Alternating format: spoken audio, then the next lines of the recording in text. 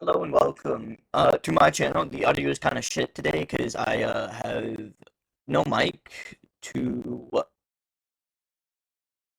record this, and I'll be honest, it's not the best mic. You're just gonna have to bear with me on this. Please like, subscribe, comment below, and if you subscribe, it actually helps pay for college or whatever I want to do. So if you want more content and want better quality, please feel free to like and subscribe. My goal is 500 subscribers, and then after 500, I gotta reach thousand, 100, 1,000, yeah, 1,000, just to be part of YouTube creators. So if you will, we need subs, so please like, subscribe, and let's go ahead and watch. I'm finally all caught up with the latest in the LEGO scandal. So, naturally, want to yap about it. I want to bring you aboard the Magic School Bus here as we take a tour through the newest and the most comprehensive dive into this situation, which is found through Coffeezilla's video. I highly recommend you watch his full video here because he really gets into the weeds of it and really good guy. Shows everything. He bears it all. Lets the entire LEGO scandal hang hog in its birthday suit, and I think it is an incredible job he's done. Per usual, Coffeezilla investigations, I think, are always just so high quality and just so well done. I want to be covering a lot of the new information, as well as also going over how we got here in the first place, because now, after so much has happened, a lot of people have forgotten what the actual facts are. People are, I think, getting confused or just really fallen into the back rooms here when it comes to this whole story. So they're regurgitating phony baloney nonsense, or even just outright myths, or ghost stories. Reckless Ben's not even real. He's been dead for 15 years type shit. And I think Coffeezilla does a good job. Okay, so what happened with Reckless Ben? Go watch Reckless Ben's video. He's the first person that covered it. But what happened was, he legally can't talk about it. Legally speaking. If he wants to win a lawsuit, he can't legally speak about it. So they kind of forced him into the gutters. So of keeping everything extremely clean, and all of it is... Coffeezilla went over and did it and got both sides. So might react to that one too, but depends on this one, how well this one does. Even though the quality is shit, we're gonna continue. Real information, evidence, facts. Just the straight up pudding of it. A $200,000 LEGO collection went missing, causing a lot of you to ask me to find it. And after seeing the cops point guns at YouTubers, people get arrested and sued for $1.3 million, I decided enough was enough. Most people said the same thing after seeing how everything unfolded here with the behavior exhibited by the Bricks and Minifigs side, as well as the very shady behavior from the American Fork Police Department in the handling of this case. If you're not up to date on anything, if you're not chronically online, the police officers and Bricks and Minifigs are both Normans. The people that run that place up in, I think, Utah, they're all Normans. So they are protecting each other's asses because they do not want to get caught. So, just FYI. So, it's no surprise Coffeezilla also said no more Mr. Nice Guy and decided to get down and dirty and get to the bottom of this. A massive Star Wars collection was put on consignment at a LEGO store. So this the bottom of this. A massive Star Wars. This is the LEGO collection. People say it's about $200,000, but I'm gonna be honest. I feel like it's more like 100,000. But he did Coffeezilla did go ahead and go through all of it. He went through all the prices and see what came back, and it totaled to $87,000, I'm pretty sure. First collection was put on consignment at a LEGO store called Bricks and Minifigs in Salem, Oregon. Yeah, consignment just means the owner, Brian Mansell, gave it to a store to sell, and he was supposed to get a cut when it sold. The entire time, he maintained ownership of the collection, and a social media post estimated it to be worth about $200,000. But then, on November 14th, so this is one of the owners, and this girl right here got into some legal trouble, and then this is one of the Normans. Don't know, but yeah, they're a piece of shit. 2024, everything went wrong. I'm pretty sure this was the night that Crystal. So it's just highly illegal. Like, it's just highly legal and corrupted. Even though I'm not a lawyer, but I just know I know a lot of parts of the law. This is just highly illegal. And Ben Gorman, the prior franchise owners of the Salem store, got kicked out by this guy. That is Brandon Best. He and his partner Josh Johnson ran a sister store in Eugene, Oregon. And Brandon drove up that night to kick the Gormans out. Brandon and Josh would be taking over the franchise in Salem. And this is the exact moment the Legos go missing. As that store is getting handed over, the question is Brian's collection in it? A perfect, succinct, previously on Dragon Ball Z lore dump. That is exactly how everything happened and exactly what started this story to begin with, where Brian Manziel had a very valuable collection go into this bricks and minifigs on consignment. The previous franchisees get kicked out, and there is a lot of questions around, well, where are the Legos now? Because Brian Mansell, the owner of the Legos, has not been compensated for all the Legos that he had brought there, that presumably had sold as well. And also now Bricks and Minifigs is being like really combative and not super cooperative. So just a lot of like big questions that until Coffeezilla's video hadn't really had any clear answers with strong supporting evidence and proof that really paints the entire picture clearly on the location of these missing Legos. So the first thing Coffeezilla looks at is the Bricks and Minifigs official press release where they claim that there is only like $2,000 to $5,000 worth of Legos left there, which is a huge discrepancy based on all of the reporting on how many Legos should have still been there. Coffee then looks at all of the suspects and even toys around with the possibility that this could be someone completely unrelated, like thieves, just regular old Joe Schmo burglars that came in to get their grubby paws on the One Piece here, this extremely valuable Star Wars collection. However, the previous owners, the Gormans, shut that idea down. They admit that they did have break-ins, but at no point were any of the Star Wars Legos, any of Brian Mansell's collection, subjected to that. They were never taken during any of these break-ins, so it wasn't thieves. That is something that gets ruled out pretty early on here. So who has the Legos? Where are they? Does Smog have it and he's just sitting on it like his pile of gold? And it's crazy how this shit can just vanish like that, and no one in a very small, tight group of suspects has any knowledge on where it is. Coffeezilla even plays around with one of the ideas that maybe Reckless Ben stole it because, as you might recall, the cops came in guns blazing when they arrested them because apparently they had got a tip that the YouTubers in this Airbnb had a conversation about their stolen Legos they have. And also, one of the owners even accused Ben of stealing the Legos when he was melting down, fucking crashing out on a phone call saying, "Fuck you, you stole the Legos, bitch."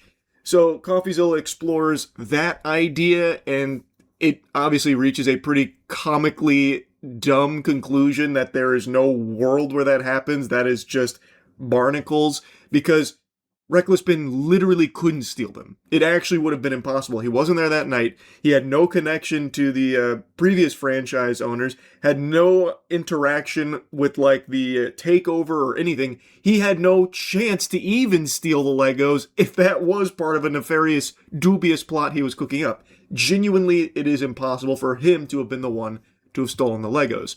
So then, Coffeezilla, looks at Ammon. My name is Ammon McNeff. I am the CEO of the Bricks and Minifigs brand. So my name is Matt McNeff. I'm the COO of Bricks and Minifigs. The people you just saw are the McNeff brothers. They agreed to speak with me to try to clear their name. Boy howdy, you can probably already imagine how well this goes. Their defense, not watertight. I am always so impressed by Coffeezilla's ability to get the star clowns of his investigations to speak directly to him. And every time, without fail, they make fools of themselves. It keeps happening, and I am thankful that it does. I am just always surprised. Now, that being said, Ammon does make a strong point about off-site holding of Brian Mansell's collection, which is something Brian had reiterated on a podcast like a year ago about how his collection was being stored outside of that Bricks and Minifigs location, outside that facility. It was in, a fucking secure black site or something for security, which I think is very odd. That is peculiar. Why? They store the Legos in fucking Fort Knox or something on consignment? That is very weird, if you ask me. Parts of it seem to go missing on November 14th. Well, and I guess no, not at all. Okay, I just want to pause it right here. Just by the tone of his voice, he's lying. How do I know? I haven't really watched the whole series. I've watched maybe 5 minutes into the full version, but I haven't really gone into it. I just know, just based off his tone of the voice, he's already fucking lying, dude. I'm gonna say, that is not accurate at all. Because So you think that the collection was in the store at the time or elsewhere? Elsewhere. Just me yelling at when you look at Mansell's own words that he reiterated to a podcast last year, he explicitly stated to another podcaster, the sets were moved off-site for security. The collection will not be stored on site after hours for security reasons, and after Sunday, the sets will be available for purchase but stored elsewhere. Coffezilla then brings this up directly to the previous owners, the Gormans, about the off-site storage of Brian Mansell's Star Wars Lego collection, asking them to pour a bit of milk on this cereal.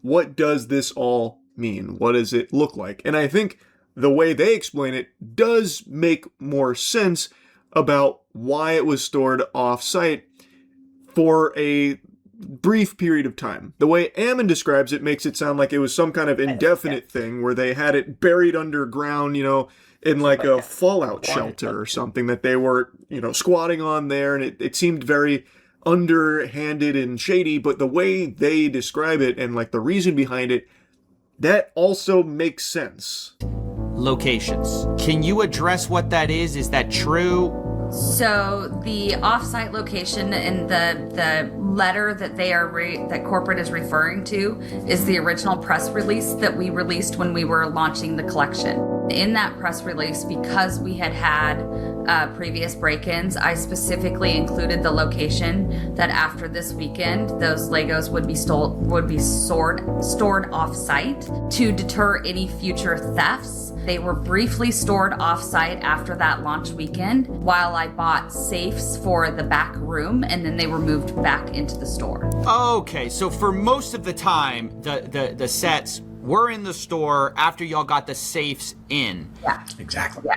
To me, that does pass the smell test. If they are having problems with thieves, Lego City's under attack from ne'er-do-wells, well, now they have this extremely valuable collection that belongs to Brian Mansell's father, and in order to try and keep it safe and secure, they don't have any, safes or anything like that. So, in the interim, while they get those safes, they store it off-site. I get that. I do understand that, and according to them, once they did get those saves, they did bring it back, so it was in the store for the majority of the time. It was only off-site for a little while. And one group in particular is pointing their finger at them very hard. It's the McNeffs, who say they were behind on payments. We started getting calls from the landlord letting us know that Crystal was behind on the lease payments at the location. We had also gotten a couple of notices from some of our vendor partners that bills had not been paid by the store. And so we felt pretty strongly that there was going to be a risk of her just, attempting to file bankruptcy, doing some of these other types of things, which we've had franchisees do in the past, and that's problematic. So that's why we sent him up there to take some video footage. So we needed to just be prepared if we needed to do a hostile takeover. This is not new information from the Bricks and Minifigs side of things about pointing the finger at the Gormans, that they are responsible for all this hoopla. They are the actual bad guys here. They may not have the twirled mustache, but make no mistake, they're the villains. So they are claiming that the Gormans were behind on payments, they weren't doing their due diligence, so there was a fear that there might be bankruptcy, skipping town, this kind of thing. So they actually sent Brandon Best undercover, incognito, to shop around and take video to send to them. And this was before Brandon came in to kick them out. So they were already like investigating the Gormans and this shop in particular. It's a video of the store condition in preparation for this handover, but at this point, Brandon does not announce himself to Crystal Gorman. Later though, on November 14th, once again, the same concern about the Gorman stealing or theft was expressed by the McNeffs. Brandon was trying to make sure that they weren't taking things from the store, and so he was kind of trying to make sure that he wasn't putting things, like hiding things in the back, and that and while he was watching that, trying to make sure Ben wasn't grabbing stuff from the store and moving it or doing anything along those lines, because he just got a weird feeling about the whole transition. She took at least one, if not more than one, cartfuls of things out to her car with her coat draped over it. Agent 47, Brandon Best here, is undercover, and according to the McNeffs, filming things to make sure everything's above board and that the Gormans aren't stealing things, trying to prevent theft and make sure everything's, above board and as smooth a transition as possible with all the inventory intact without them, making off with it like bandits. The other McNeff that doesn't have a mustache even claims that she was taking cartfuls of items to her car under her coat. How? I don't think that's possible. Like in that clip you saw, I don't think she did that. Big is her coat? That'd be a fucking massive coat, right? To put an entire cart full of items under it to try and hide it? What is that like a XXXXXXXXL raincoat or something? Like, what the fuck? Is it like that old thing of like 3 kids in a trench coat to buy tickets to a PG-13 movie or some shit? Like, how big of a coat are we talking here to be able to do that? That's a pretty bold claim. And they follow this up by saying that she actually has a history of retail theft. Like, she has a record of, like, stealing. So she is someone that they don't trust, and they are trying to put doubt into their credibility in the first place here. So it's something that Coffezilla explores with the Gormans directly about that. I just want to just say this right now. Their reputation is already in the gutter. Like, it's like deep into the gutter. Like, it's in the swamps. It's that bad. And I might go react to some other videos as well, but I want to cover this one because I want to give my thoughts.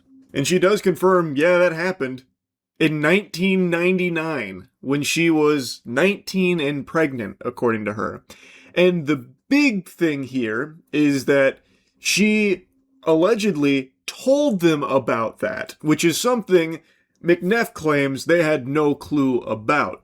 Kind of their side. But at every turn, I hope you understand, I'm getting contradictory stories, down to if the McNeffs knew about her history in the first place. Like, they're bringing up something that I told them about. Wait, you told them? Told them. They asked me. They said they had no idea. They said if we knew, we would have never hired her. Because we would not have hired her had we known this. I told them I had a record from when I was... You have to, legally speaking, you have to say if you have any criminal history. So, say I did armed robbery, I would have to tell my future owner, I would have to tell my boss, yeah, I committed a felony and got arrested for it and spent some time in jail.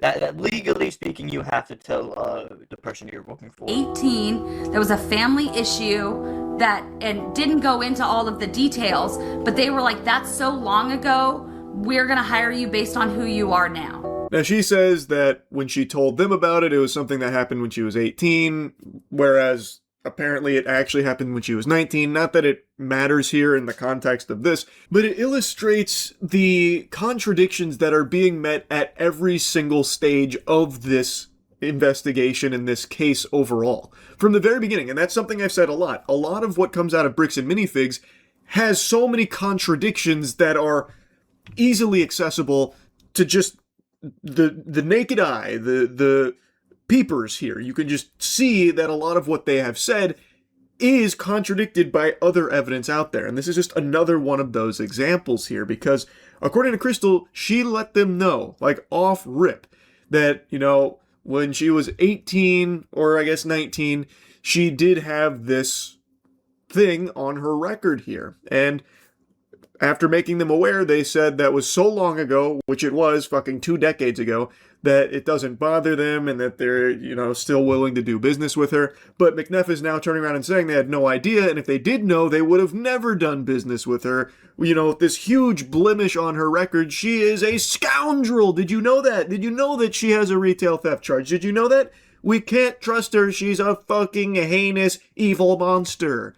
That kind of thing. When apparently, from the very beginning, according to her, she let them know about that. Also, I would think, as a big corporation, keep in mind, Bricks and Minifigs, we have to remember, is a huge corporation. They have a team of lawyers. I would imagine they do a vetting process for people that they go into business with, because I imagine they would want to know if a new franchisee is like a felon who has a history of stealing and shit like that. So there's no doubt in my mind that before they even approved her as a franchisee, they would have seen this on her record, this retail theft charge. And they still did business with her. Like, I just find it hard to believe that they wouldn't have known about that, because I have to imagine there is a thorough process that goes into being a franchise. Yeah, like, you have to, legally speaking, tell people that you were arrested. Pretty sure that's a lot. Don't really trust me on that, but I'm pretty sure you have to tell people that you were a felon before. With Bricks and Minifigs. It's a huge corporation. That's kind of standard procedure, like background checks. That would come up. I feel like it's very unlikely that Bricks and Minifigs had no idea about that before starting to do business with her. And if they really had no idea about it, that just goes to show you that they're not really a very well-managed company if they're neglecting like one of the most standard steps in business, which is just doing a background check. And after a lot of convincing, both sides agreed to show me the photos, corporate and the Gormans. In fact, I scheduled the calls to do this an hour apart from each other. But let's remember their positions for a second. The Gormans say whatever was left unsold of Brian's collection that was in that store spreadsheet was in Salem store the night of November 14th. Then you have corporate side. They say whatever was left that night was maybe $2,000 to $5,000 of Legos. The rest was either stolen by thieves, the Gormans, or held off site. It was not in that store. And on both sides, there's a lot to lose here, right? This is where it gets really juicy. And now we do get like hard picture proof. And Coffezilla also recognizes the effect this has on the others here, the new franchisees that came in. This is the most important component so far in the video about the location of these sets, and also who is being truthful, who is actually providing real evidence to confirm their account of things and disproving the other. That is a very crucial thing to finally have definitive light shined on. You'd agree. There's a good amount of Lego on hand. This isn't what I would say is a well-stocked Bricks and Minifigs, but it's not terrible. It's I would say a little below average as far as overall stock. So now let's go to November 14th. Can you still see my screen? Yes, sir. Okay. So November 14th. We haven't this is the first time we've shown this publicly. We've been waiting for our attorneys to give us the approval to say, hey, this is okay now to share in this capacity. So we'll go through these pictures. This is what Josh saw. Brandon saw. He took pictures of everything in the store, all the inventory in the store. This is what the shelves looked like compared to what you just saw a moment ago. Okay, so I'm seeing a lot less. Just to state the obvious, go back a little bit. Yeah. I'm seeing like way less. So yeah, the pictures I was being shown on November 14th, those shelves looked emptier than they did on the day of October 24th. But to be fair to the Gormans, they addressed the empty shelves themselves. So starting with the McNeff side of things here, they have these videos from Brandon where he was recording the inside of that location. And in the first video that Coffezilla is getting walked through with the McNeffs, it does seem like the shelves are far more full. He does say that it's not like a well-stocked Bricks and Minifigs, it's a little below average, but it's very clearly more full than that video from November 14th, which is the big day. The shelves are noticeably emptier on that day in that video.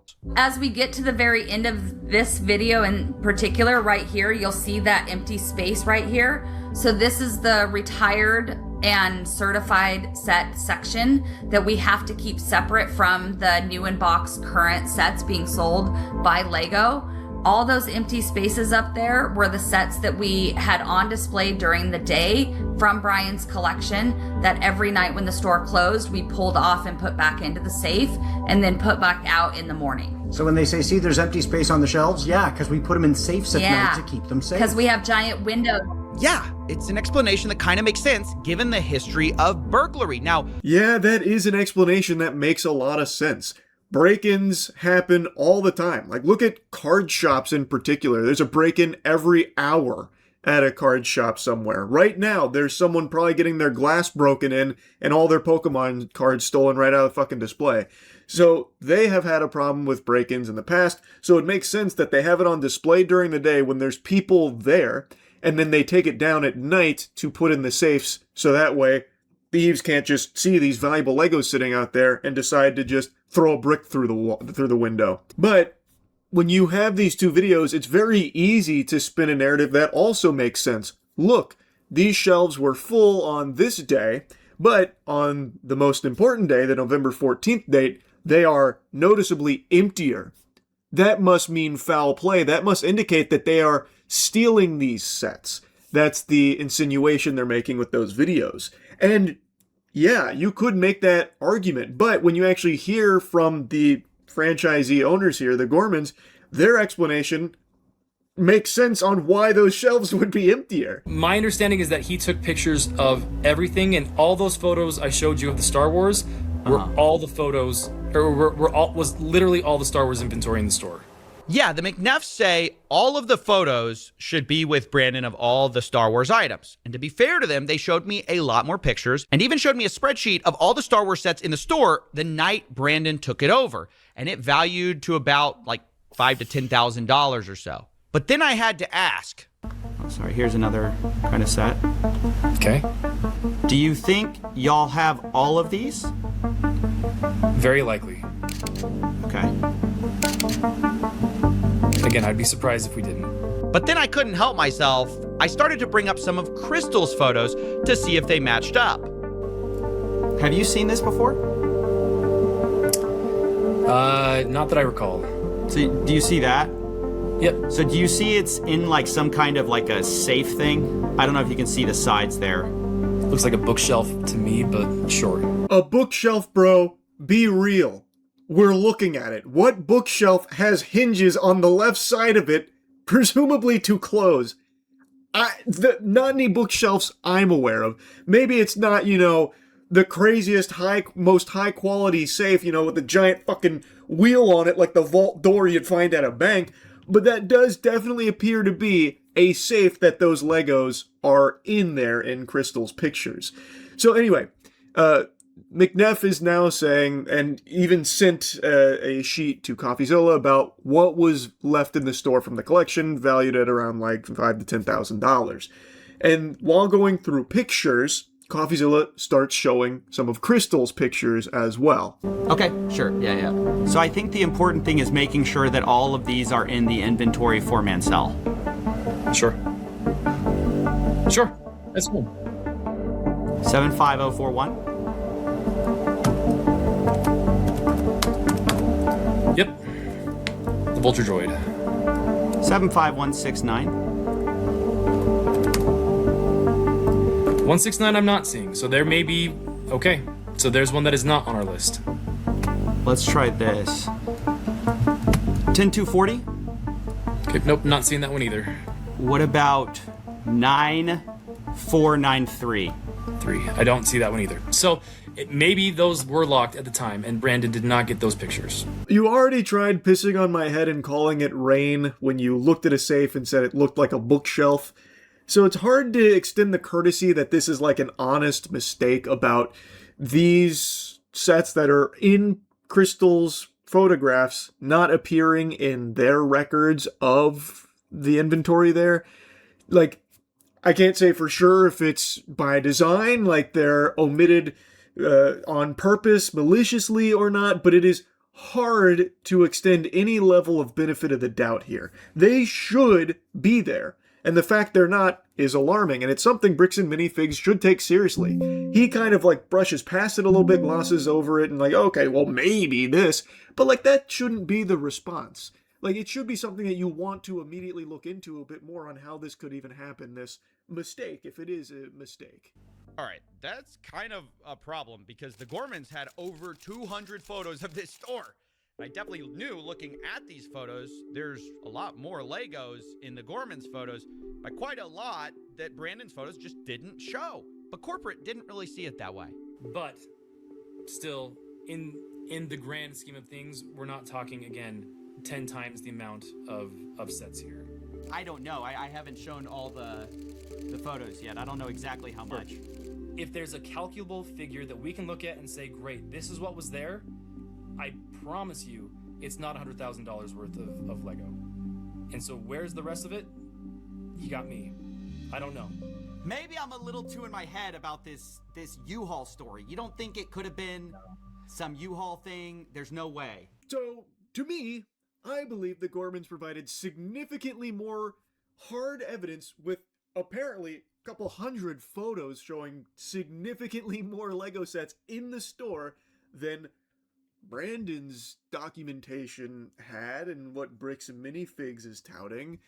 I don't think that's something to just gloss over here. I don't know if McNeff realizes how bad that looks for them. It's hard to chalk that up as some honest-to-God mistake or something like that. Especially when at every turn, McNeff is trying to, like, minimize the amount of Legos with this discrepancy. Like, okay, even if there was some unaccounted for and some wackiness, documentation got cattywampus, it's not 100,000, it's not 10 times. Yeah, you might have a couple hundred photos, but it's not like that much. It's just, it's very fishy behavior. And speaking of fishy, it's about to get real weird with the U-Haul story. So when Brandon came to the store that night, he was driving a U-Haul truck. Now, in typical fashion, this was immediately disputed. Brandon showed up to the Salem store in a rental car. When he came to get the This is a pretty big lie. keys from Crystal, he was there in a rental car, not in a U-Haul. But the big reason it mattered to me was because I was actually called by an ex-employee of the Bricks and Minifig store in Eugene, Oregon. Remember, that's the one that Brandon and Josh owned. And he told me something very interesting. I'm a former employee, started in 2024, and I was working under the old manager, Brian. He sold the store to Brandon Best and Josh. Like, oh, Crystal stole Lego sets and bolted out of the country. Who says that? Brandon Best told us when he was dropping off all the Lego sets to us that night. It was a bunch of used Lego sets that were like saran wrap. They had Star Wars City. They just a lot of stuff. It was like a medium-sized U-Haul truck. Wait. They brought a U-Haul truck.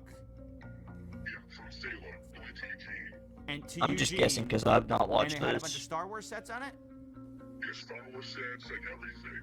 A bunch of used stuff too. So Coffezilla was contacted by a former employee at the Eugene location, which was owned by Brandon and Josh, and he talks about how he watched the Reckless Bin YouTube video and a lot of like what they were experiencing with on their own started to make sense. And then even talks about how that U-Haul that has been brought up by the Gormans actually arrived at the Eugene store full of Lego sets. Saran wrap Lego sets, Star Wars Lego sets. This is a huge, big claim here. And this is a real former employee. Coffezilla did his due diligence, from everything I can tell, to confirm this really is an employee who worked where he said he worked, which was at that Eugene location with Brandon and Josh as the owners. And he is talking about how they had a U-Haul that brought these Lego sets, and they were saying like that facility was closed down, you know, shit was like haunted. Crystal, big thumbs down, boo, Crystal, we don't like Crystal, boo. She was like stealing Legos and stuff. And then he arrives on his chariot here, his U-Haul, with these fucking Star Wars sets. That's big. That is colossal. And Bricks and Minifigs, McNeff there, you can hear him still denying the existence of that U-Haul in the first place. It is heavily disputed, saying he showed up in a rental vehicle, not a U-Haul. Explicitly saying not a U-Haul, but the Gormans are saying it's a U-Haul. A former employee at the Eugene location is saying it was a U-Haul. I mean, it sounded like it was a fucking U-Haul to me. If it walks like a duck, talks like a duck, probably a fucking U-Haul. Like, if you were to look at the footage, the ring cameras, all that stuff, you won't see a U-Haul sitting anywhere in the parking lot. So after hearing all of this, I realized, look, I just got to find the evidence. So I start sifting through these photos I have, right? I realize I have a parking lot photo. I check it. No U-Haul, just a red truck out there. I check another photo where you can see the window, but the problem is it's night outside, so you can't see. And so I'm looking at everything I can, and there's just nothing, you know? I have this alternate angle, I'm looking at that, and then, wait a minute. Zoom in on that photo. Bring up the brightness of this photo a little bit, and They had a fucking U-Haul this whole time. You're fucking kidding me, right? my gosh. Mike, In the parking lot, right outside of the store, the night of November 14th, 2024. I mean, is this not Coffezilla just reaching over to deliver the scholar's mate here on that claim of no U-Haul? They now have irrefutable evidence of that U-Haul's presence there on that night, which confirms the Gorman's account of things and disproves the Bricks and Minifigs side of things. Now, there was that truck that was there in, like, the footage that Coffezilla had access to, but there is also a U-Haul there. So, does Bricks and Minifigs just deny the U-Haul in light of irrefutable proof and try and stick to the story that we now know is inaccurate about no U-Hauls being there, only a truck? Or do they try and feign ignorance like, oh, we were only made aware of that, like, rental truck. We had no clue about this U-Haul scheme here.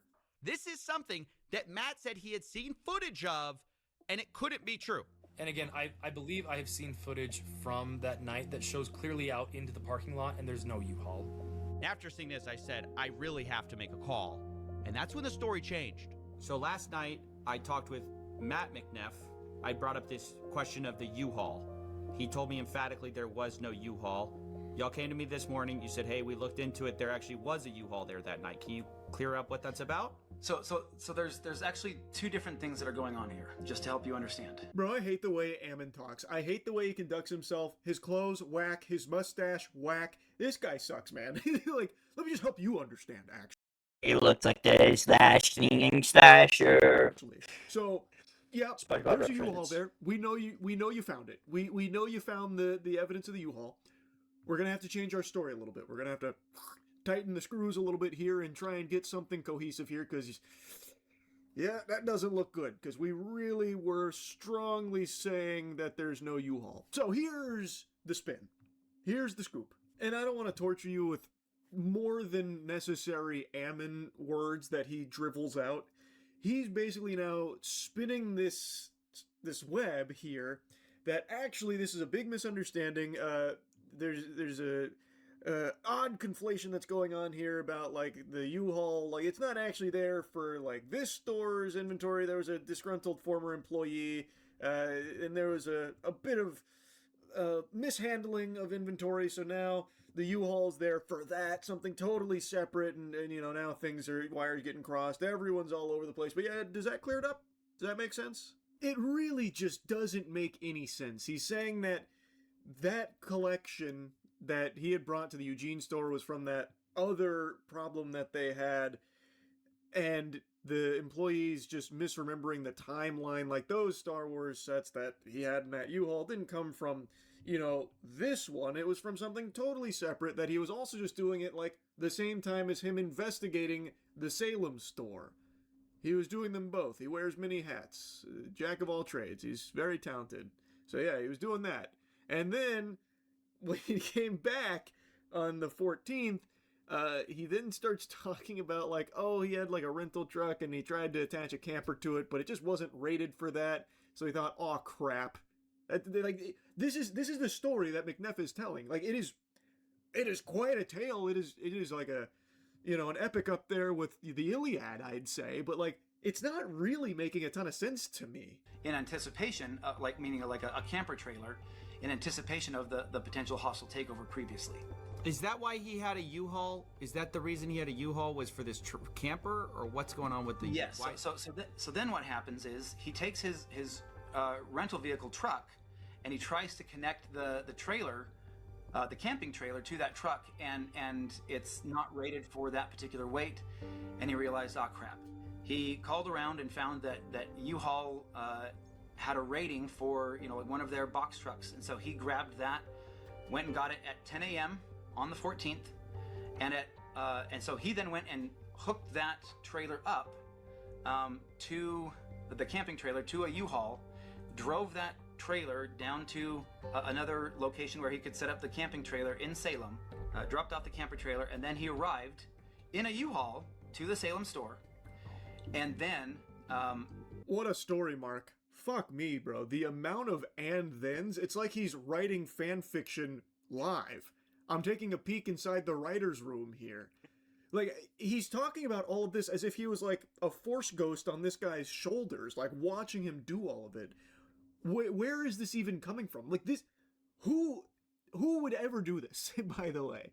The story he is telling, I can't fathom a human being doing. Like, it's just so messy and sloppy and convoluted. Like, I just don't see a world where this would be a path that someone actually takes. Now, I'll go ahead and spoil that the U-Haul plotline doesn't get us anywhere closer to finding the Legos, but I do think it is important because it illustrates their willingness to change their story or just outright tell a fib.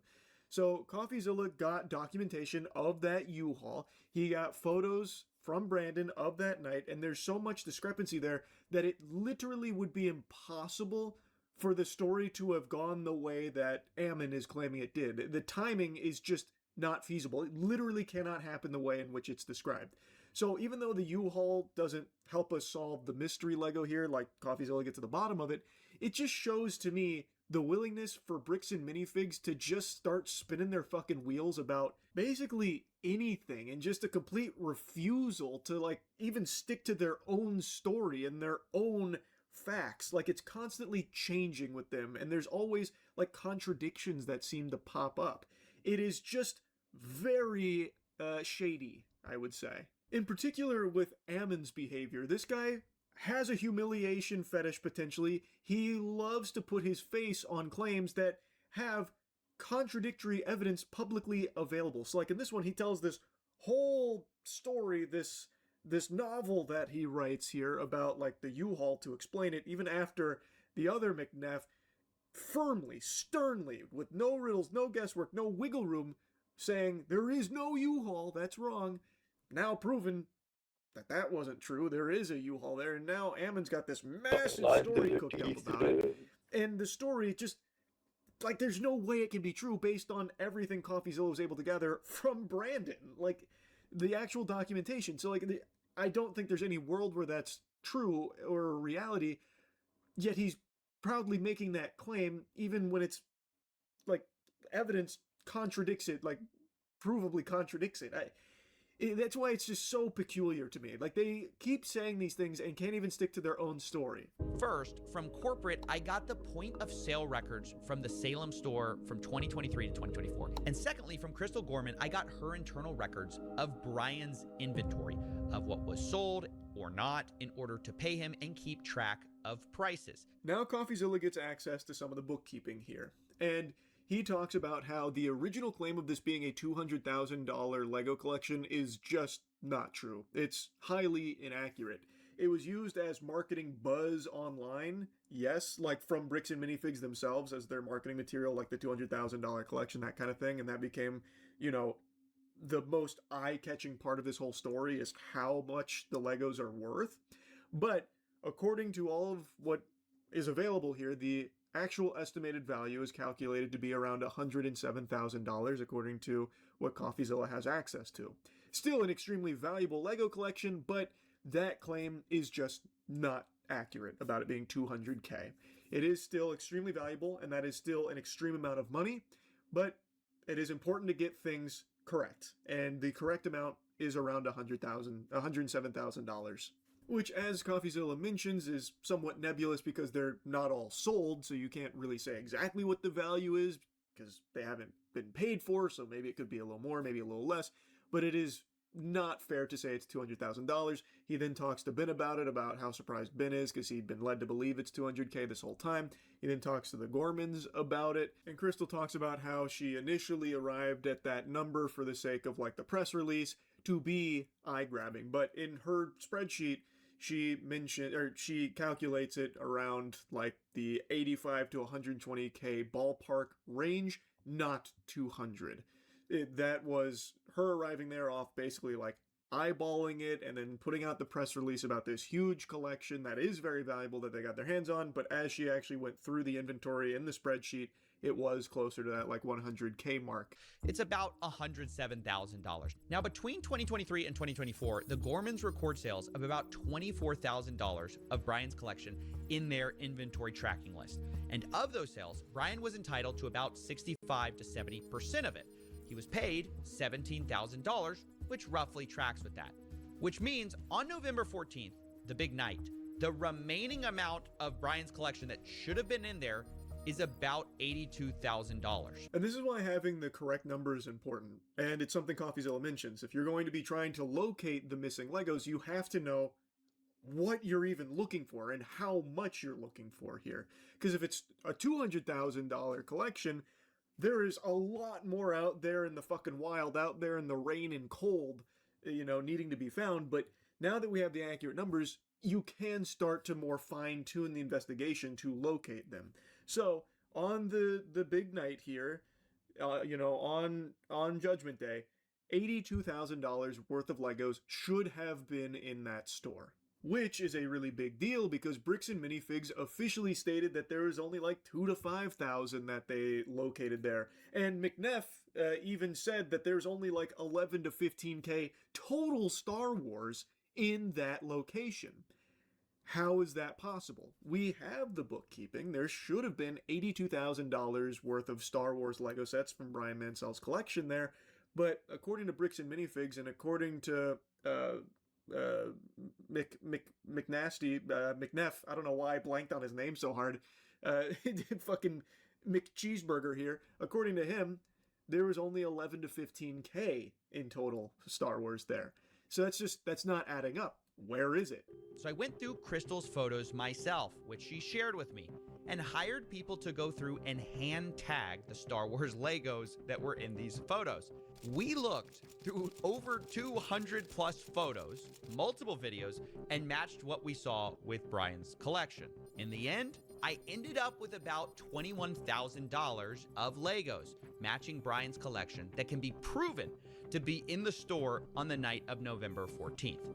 Now, to state the obvious, that's about 3 to 5 times what corporate estimated, at least on their press release. Now, yes, there are inherent errors in these estimates. Maybe we picked up some Lego that matched Brian's collection, but wasn't Brian's. But even though this is a bigger number than corporate said, I have to admit, even with pretty generous assumptions being made, there's still a huge gap of about $61,000 here that I just couldn't find. I think that was a really clever way of doing things here. He has so many photos from the Gormans here, and he hired a team to go through manually au naturel and tag them.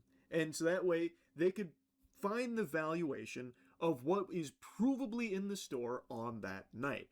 And there is still a large amount unaccounted for. Like, yes, of course, give or take, there's some error there in how it was gathered and like what the actual value might be, which he points out. But even still, that is such a good thing to work off of there. Because now you have provable amount of what's in the store and what is still just completely lost in the ether, fucking ghosts out there.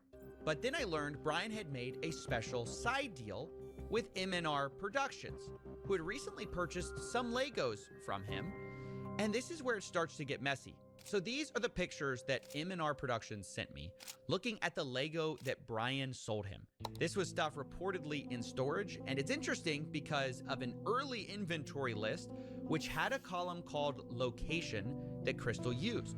And it listed a lot of the Star Wars items as being located in what they called storage. Now, previously I was told that all of the stuff in storage was put back in the store, but there's a bunch that's on this list that I can't find in the store that seem to appear in these pictures.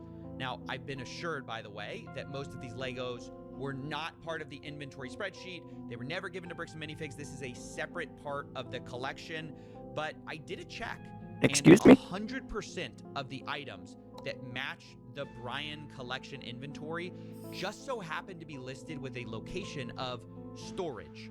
So this starts to make things incredibly fuzzy, and I'm inclined to believe that a lot of these are part of that same inventory list. Yeah, I think that's a very natural conclusion to draw from that. And this is a really big thing that I had never heard anything about. This side deal on the Star Wars Legos that were sold to someone else totally outside of all of this commotion, but those sets still appear in that spreadsheet, but they're marked as located in storage, which, as Coffezilla points out, storage is something, according to the Gormans, that they had off-site, but would bring back to the store and put in the safes. So, like, it was in their possession still, like, securely locked down. But how could that possibly be true if they have been sold to somebody else, and there are now pictures to confirm it, and it seems like it is all part of that collection. It shouldn't be appearing in the bookkeeping at all in that case. That is super messy. And according to Coffeezilla's estimates, it comes out to about $15,000 in Lego that isn't missing. We can see where it went. It was sold to somebody else, but in the inventory sheet is still marked in storage, which I believe is very inaccurate to say, and that is quite shady. Anything. And by the way, before we continue, yes, this was all a lot of work. If you want to, please support us on Patreon. That's how this show gets made. I wanted to leave that plug in here because Coffeezilla's work truly is incredible. I'm leaving it in here and as I well, highly because recommend why not? everyone go support him in any way you can. His investigations, I think, are among the best, not only on YouTube, but just in general. He really does get to the bottom of his fucking stories in a way that is very rare these days, and I'm always appreciative of his work. Now, the next thing he's looking at is the point of sales records. And in there, he notices that, according to this, $51,000 worth of Brian Mansell's collection was sold. And according to Crystal herself, back in like an earlier talk with Coffee, she even says like $50,000 of the collection was sold. But Brian's only been paid $17,000. What sense does that make? He should be paid more. He is owed more. So where is that? Where has that gone? Who came in and shook that lunch money out of him? Hey, it was about 50-something thousand. Yeah. But Brian was only paid 17,000. Okay. And it should have been about double that. Without seeing any of those records, without seeing those individual tickets, I can't answer that any better. This is kind of a problem. The math ain't math in here. 65 to 70% of 50,000 is almost double what we believe Brian was paid. And digging into the details, it turns out a lot of these sales come from what Crystal's spreadsheet actually categorizes as layaways, meaning they were marked as having been sold, but layaways are when someone puts a down payment on an item and later pays it off. I imagine if any of you are familiar with layaways, you just rolled your eyes in a big way. That always ends in a lot of fuzziness, a lot of friction. So now we're starting to see something very new in this story here. So Coffeezilla has learned that a lot of this comes from layaways. Worth about $20,000 in layaway. And that felt a little strange to me. And because of that, I asked Josh Johnson, the incoming owner, and he responded, quote, "There were 2 to 3 items on layaway when they took over." I haven't gone through and done a count, but I know it was vastly more than 2 to 3. It was about 98. That makes sense. Coffee then tries to wrap his head around this whole huge amount of layaway, and Crystal then explains, like, yeah, it is extremely rare. And she says that she's not even sure they've ever done layaway until this set came in, but then goes on to explain, like, how their layaway worked, where they'd, put the down payment, then make payments over, like, 30 days, and that kind of thing, and that it was just a big. There was the way she dove into it was already very much a lot of moving pieces. She even mentions like one set in particular went on layaway 4 times and then eventually got sold. So like this amount of layaway and like the discrepancy between how much layaway, like what Josh is reporting and what is reported on the sheet, like the whole thing with this layaway here is already getting into some really spotty ground that makes it hard to like really nail down what's going on and why. Because it feels like a crazy amount to be doing on layaway, which is something Coffezilla mentions as well. So a lot of these are, see, like look at this, like so, like it says POS final sale price, but it's listed as a layaway, but it's sold for $5.99.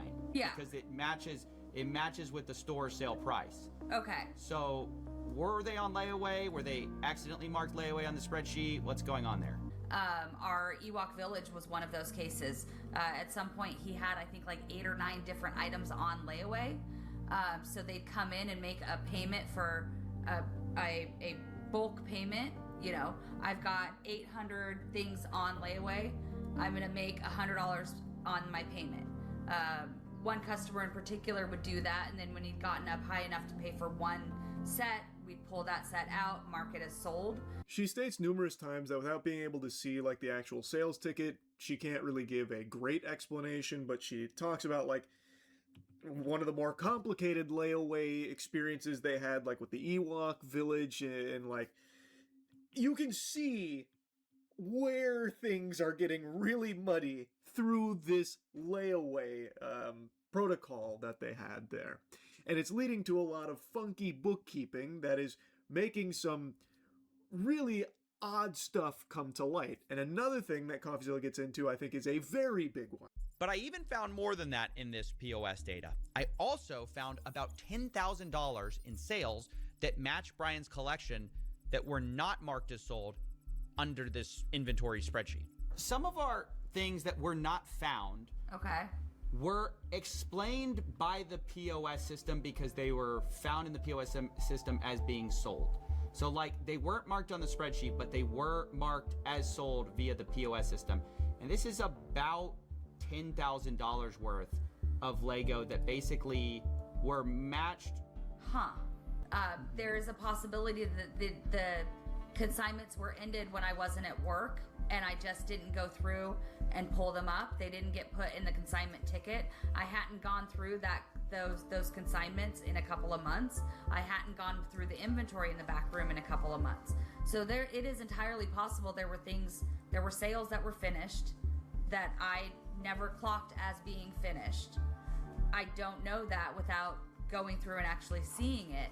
But you're saying it's possible stuff was sold, not updated on this inventory list. It's entirely possible. Now that is a big stinky whoopsie if things from this collection are being sold and they're not being updated. And Brian is not getting paid because it's not getting updated, so they don't know that it's getting sold in the first place.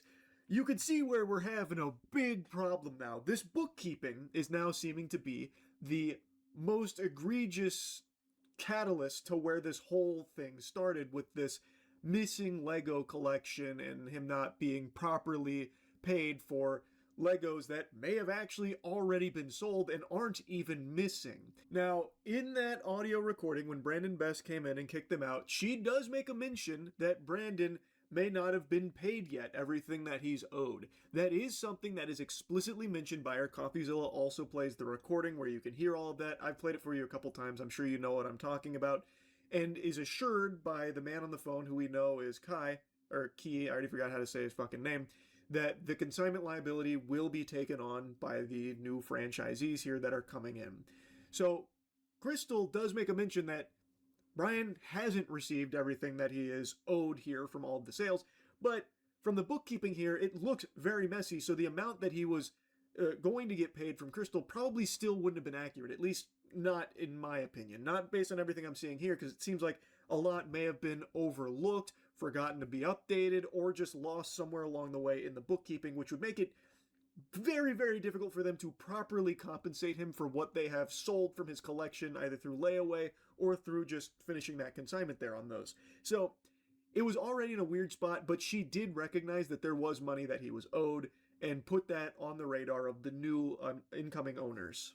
Maybe you can chalk some of this up to bad record keeping between the U-Haul, the layaways, the $20,000 in Lego sets that corporate called $2,000 to $5,000 that was there that night, the off-book deals. But even if we can't like fully know 100%, what these weird things were about, I think they tell a story of what actually happened to Brian's collection. In a way, multiple people, I think, are kind of right, kind of wrong. The Gormans were correct that more of that collection was there that night of the takeover than previously thought. But corporate also alleged that some of it was offsite, and that appears to be partly true, although some of that is disputed, and it looks like, way more of the collection was sold and layawayed than Brian was paid for. But all in all, there's a lot less missing than many people think, especially if your starting number is $200,000. Very, very, very true. Yeah. After watching this, it is extremely clear that from the very beginning, there was not nearly as much missing as everyone thought going into this story. And yeah, Bricks and Minifigs seems to be liar, liar, plants for hire in a bunch of cases, sure, but their claim about like the off-site stuff, yeah, Coffee's right. It does seem like on all available evidence, that is true. Not just off-site and then brought back and put in the safe, but like sold off-site, like to that other guy, the M&R. And then the Gormans are correct that there were more Legos there than Bricks and Minifigs is saying. And it does look like a lot of this goes back to really terrible record keeping. I don't know whether that's like malicious, like the Gormans were trying to like scrape from the top or try and like, stiff Brian and take the lion's share for themselves and like use underhanded tactics for it, or if it really was just bad bookkeeping because they weren't very good at bookkeeping. It's hard to say for sure. I don't know one way or the other on that, but the layaways and how they kept track of everything is clearly a huge issue that definitely made this situation significantly messier. And according to Coffezilla, Brian Mansell is still owed like $50,000 to $83,000 by his estimation here in payments that he hasn't received that he should have received in this general ballpark range. That is the most important piece of all of this. A man who's been really wronged on all sides here, it seems, that is still owed this money here from this fucking conundrum. For Lego he wasn't compensated for. And I think honestly that's something that Bricks and Minifigs obviously should handle and make right. Regardless of what a franchisee does, the new one, the old one, the company behind it must stand behind their product, their service, and I'm not sure if I said this already, sorry for the audio, but go subscribe to Coffeezilla and Charlie. It's their video, and I'm just reacting and giving my thoughts on it. But I personally think it's highly illegal. Like, I'm talking like severe illegal, like the top level of illegal. Like, you can't get more illegal than this. And right now, it's looking like corruption to the highest degree. can't imagine a better example of a company doing the opposite. Unfortunately, Bricks and Minifigs has chosen to deflect and dodge responsibility at most opportunities and created a really awful customer experience that has snowballed into this crazy series of events. That's so fucking right. Coffeezilla absolutely hitting the bullseye. It's something I've been saying from the very beginning. Even if Bricks and Minifigs at some point along this journey came out and proved everyone was wrong here, at the very core, Brian Mansell is a customer who attempted to use the Bricks and Minifigs service because he believed it was the gold standard and his best bet to sell his father's lifelong Star Wars collection for life-changing money, and through this ended up getting completely shafted. And yes, a lot of it could maybe tie back to like the terrible record keeping with the previous owners, but at the end of the day, it is something that Bricks and Minifigs themselves should have been more than willing to make right on their own, because it is still their company, it is their brand. And every step of the way, they villainized Brian. They attacked Brian and refused to make it right without this huge public spectacle putting pressure on them. Now Ammon's singing the whole, like, let's just all be friends, come grab my arm and we'll square dance type shit. It took a huge, massive avalanche, as Coffezilla describes it, to finally get them to even toy with the idea of making it right. But they have nowhere along this path actually wanted to do that, which is why I've said this makes no sense for their business, because who the fuck would want to work with them going forward? Because if you are Brian Mansell in this case, if you're a customer that wants to use Bricks and Minifigs and you're going to sell through them and something goes wrong, they're not on your side. They have proven that they will be actively combative against you and will do everything they can to slap you down for their own self-interest. That is the most glaringly obvious fumble you could ever make as a business. And it's something Bricks and Minifigs still to this day refuses to recognize. But instead of taking accountability for that, they've taken an aggressive legal strategy, which I told them personally was a horrible idea. As of writing this, Brian Mansell is being sued for $1.3 million as part of a legal campaign against him and Reckless Ben and any of the associates. Remember, Brian is the same guy who lost all these Legos at Bricks and Minifigs store. And I told the CEO and COO that's ridiculous and they should drop this. Look, mistakes have been made by plenty of people here, but there's a lot more people who have inflicted self-owns, the likes of which we've rarely seen, by just choosing the worst possible path at every fork in the road. No pun intended. But the best path to making things right, in my view, is by just making Brian whole and moving on. Yeah. So as Ammon continues to do his, like, playing the world's smallest violin for why won't anyone think about Bricks and Minifigs feelings, we just want to make Brian Mansell whole. That's the main thing that we're thinking about over here. We just have him constantly in our thoughts and we're praying for him and we want to help him. We want to work with him collaboratively as best friends together. I want to kiss him on the mouth. I want to have a group hug in the shower with Brian and all of our team together as one nude. Just going on and on about how their mission is now to help Brian, do everything they can for Brian. And meanwhile, they're actively suing him for $1.3 million, which is why everything Ammon is saying about it just feels so fraudulent, feels so scummy. He is a snake. He's saying that he just wants to help him and make Brian whole again. We want to give him what he's owed, while actively suing him for $1.3 million.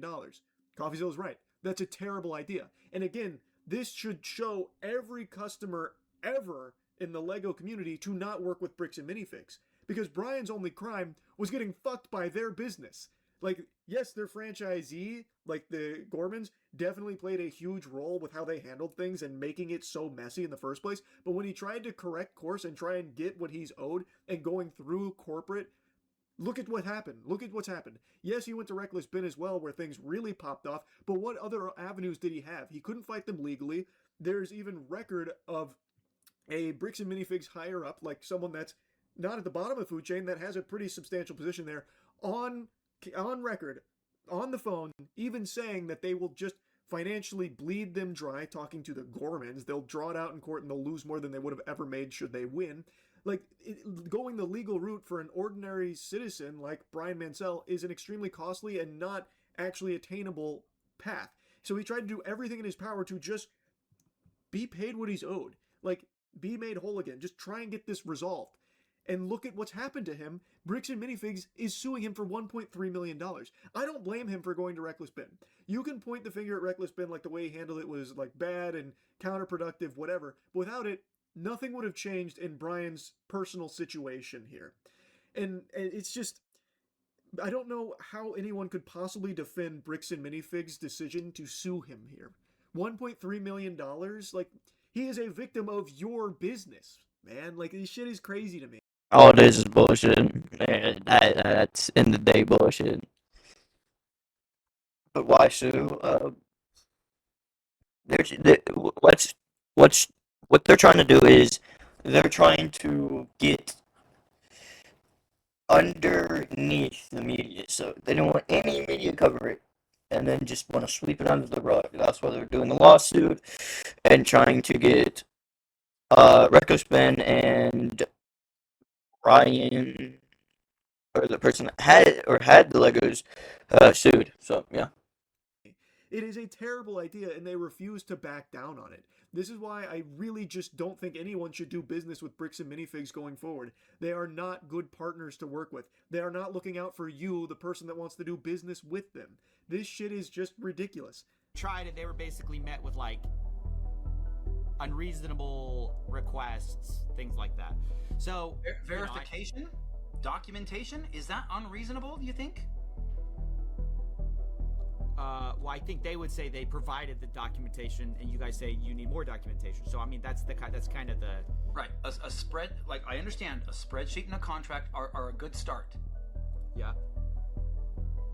Yeah, but we never got that. That was never sent to us at. I can just see the thought in his eyes, like, I can blame it on the files and documents saying I never had it. Like, come on now. Corporate, by the way. Y'all don't have the. Y'all do have the spreadsheet, though, yeah? Y'all have the spreadsheet. That was shared online, but months after we asked for it. It says it's. I'm so confused. It says I'm on the file right now. It says storage used, owned by BAM Franchising Inc. Owner Salem.or bricksandminifigs.com. What are you looking at? It is incredible how Ammon cannot help but put his own dick in his mouth all the time.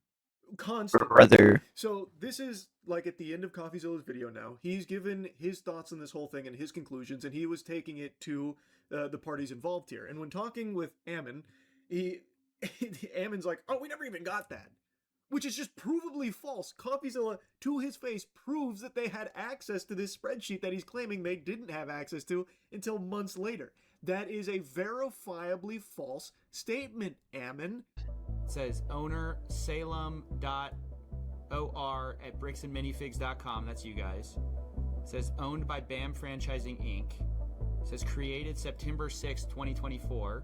And when I look at it, this is the Mansell list, I believe.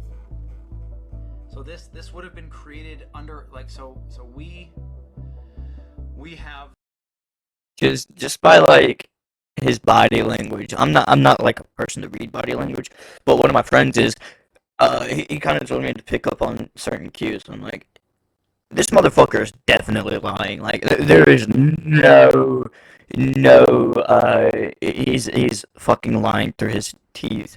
He's sucking his own dick, like, sucking it so far in, it's not even visible. We all definitely have so much dick in his mouth. Well, I had no idea. Yep. Then you're dumb, Ammon. Then you're just stupid. How about that? You're just Charlie brings up how dumb he is. I find it funny. An idiot. You're a bumbling imbecile. You're a moron. And yet you continue to say, like, oh, they never even provided it. Well, you just don't know then, because you're too stupid to know. Like, what? Ammon actually boggles my mind, bro. It's crazy. Like, so if this is the first that anybody has shown me that a spreadsheet was created using like Bricks and Minifigs Salem, like, and all of this stuff was archived.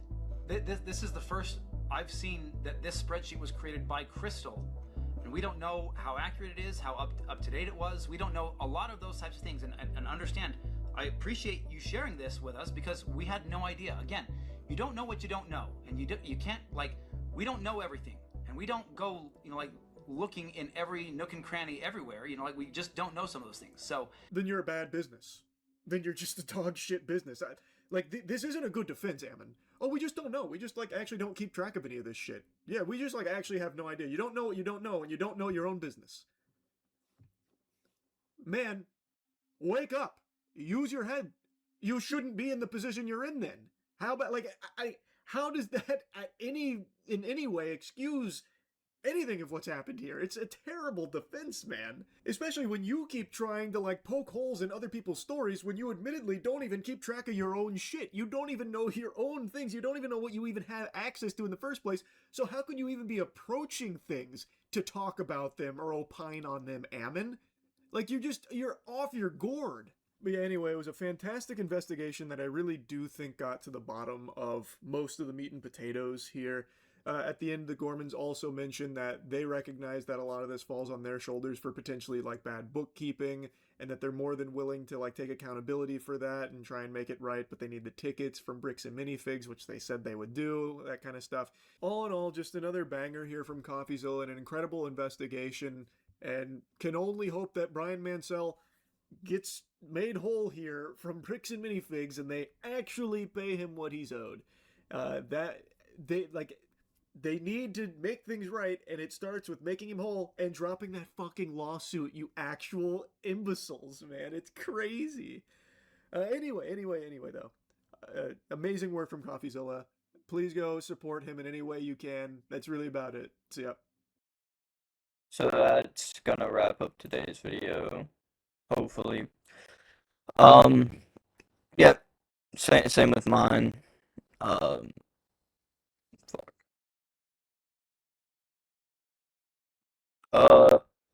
Same thing with me. That's gonna wrap up my video, but go check out Charlie and Moist Critical,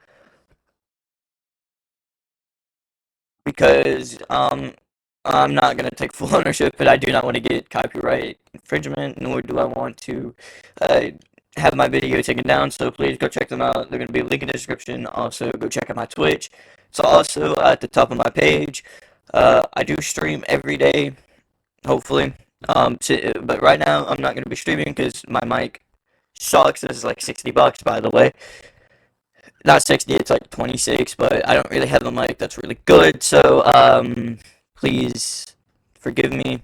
But if you do, like and subscribe, helps me out a ton, because if you didn't know, I get paid, and this is sort of my job, so I would like to get some money, and whatever money I get from YouTube or anything else goes into my setup and other things, and if I get more money, I will do more content, do more stuff, but I really don't want to let the fame and money get to me, because I really don't like money. Like, I just want the fact that I can get things and whatnot. But see you guys. Hopefully I film another tomorrow. If I don't, sorry for that. But this is my reaction video, my first one ever. So yeah, please go check them out. I don't want to get copyrighted or like have my video taken down. So please go check Charlie and